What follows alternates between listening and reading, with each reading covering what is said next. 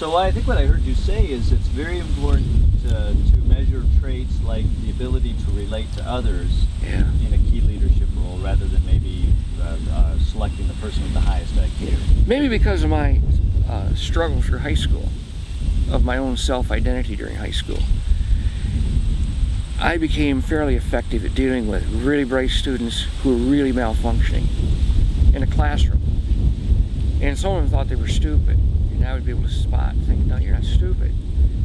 You may not care, and you may not be, but you need to do. I had one example I had as of a student, probably one of the best projects I ever had was from that student. He told me right straight up, look, all I need is a D-. I don't want to fail this class. All I want is a D-. And he was non-typical for that community. And he became a challenge to me that year, because in project, I say someone ought to be doing a project on how the hunting, trapping techniques of the Native American Indians compared to the survival of the colonists here. Well, he saw me throwing that in there. He came up to me and said, I'm going to do that project. I'll fail some tests instead. Well, I had him. And I didn't know whether I had him or not, but I figured out I'd had him when he came in wearing buckskins, homemade traps. He'd taken like over. Native, and I had the kids had 15 minutes. Well, he would have taken 3 days. Right. And all the really bright students were kind of snickering when he got up there, and you saw a look of horror come on their face.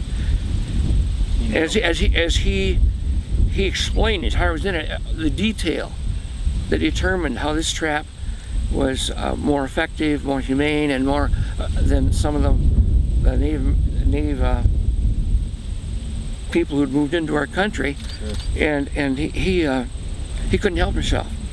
He got grabbed by history because of that. Well, what I'm hearing you say is the leadership style that you appreciated and actually used in your classroom came from some very practical applications that maybe you had the opportunity to have learned through your experience growing up, your experiences on the farm, your experiences taking care of animals, your experiences where you had responsibility and accountability, and it was very practical and applied rather than knowledge that was perhaps hard to connect.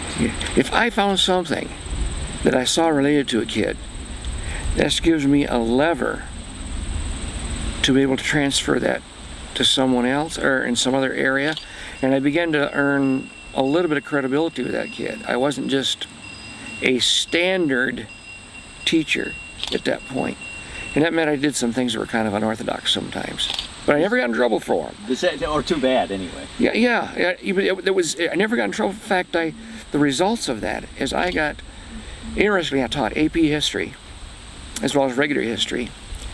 And some kids were placed in my regular history class because I would usually sit down with the kid and they say they were going to fail, and they knew it and they understood that. And I would say, let's figure a path of success, starting what we do that you can grasp and you like, and let's move it to other areas and within our subject area. And I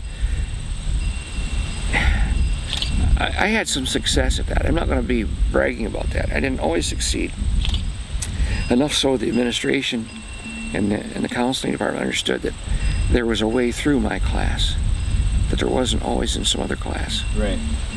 So you really, your leadership, so your practical leadership style in the classroom was to focus on each individual and try to identify for each individual a pattern of success that they could follow, you could encourage, and you could make progress with. Yes. Yeah, I actually, some of the brighter students who are academically inclined were somewhat confused as to the work that the other people some of the kids were getting it, they weren't. But I found that I wasn't the better student, so I ended up in my AP class. We were strictly book. Right. We're strictly pretty well squared away on that. Right. And so I knew how to succeed there too. But the thing is, I felt my real success was in troubled kids.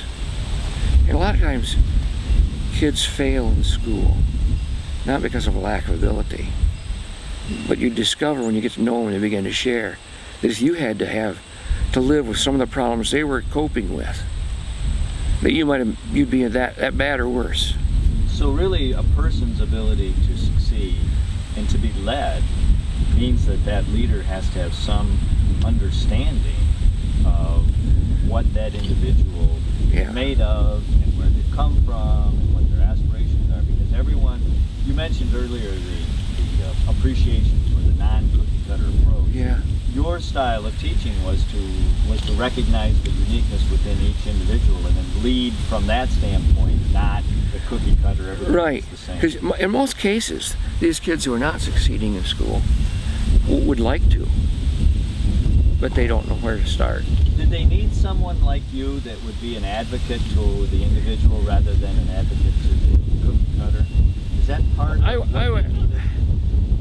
I would quickly point out that if they were valedictorian or salutatorian, the most dull conversation you're going to have is 2 weeks after graduation, how they're patting themselves on the back for being great students. Okay, what have you done lately?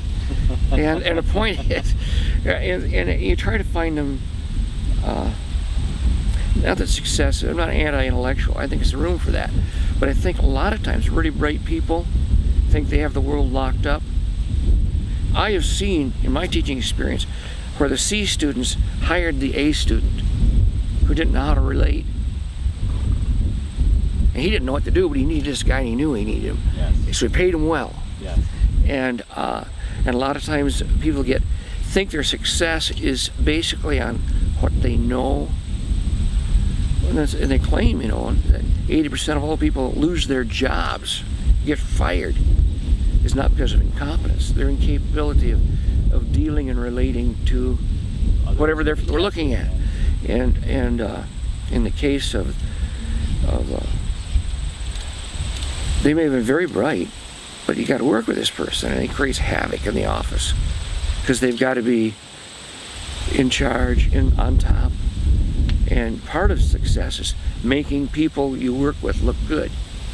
It's a total team approach. That's right. It's. I don't think there's any profession that allows you, unless you're just caught in a cubicle on a computer, that's going to allow you just to succeed. I'm not. I realize that Thomas Edison was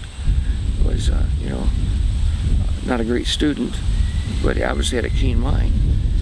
But he knew that. I mean, a lot of really brilliant people bypass the need to communicate too well with people because they could do their job. But most of us don't fall in that category. Most of us need to be able to communicate well. That's right. We have to be able to be. We need slack in our lives. We need reality in our lives. Which is a great next question, which is where does the role of communication, all different forms of communication, written, oral, individual, group, what is the role of communication to a leader? Why is communication important? Well, it can remove anxiety for the person who feels a lot of tension, therefore he won't succeed because he's paralyzed by it. It gives a direction in a more clear way that's adjustable to that individual. You want to do that job, and you want to be effective in that job.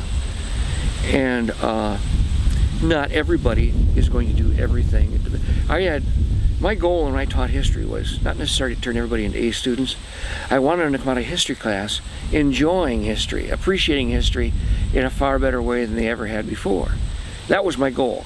And that meant the A students were still going to get their A's probably, but that they began to appreciate that they underrate the price of not doing well. They don't realize what that takes in a person.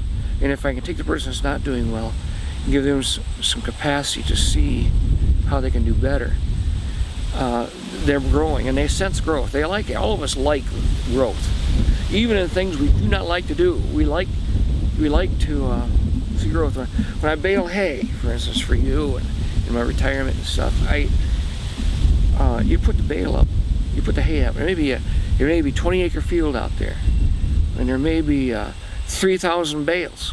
And it's a whale of a job. But It's all going to go in one bale at a time.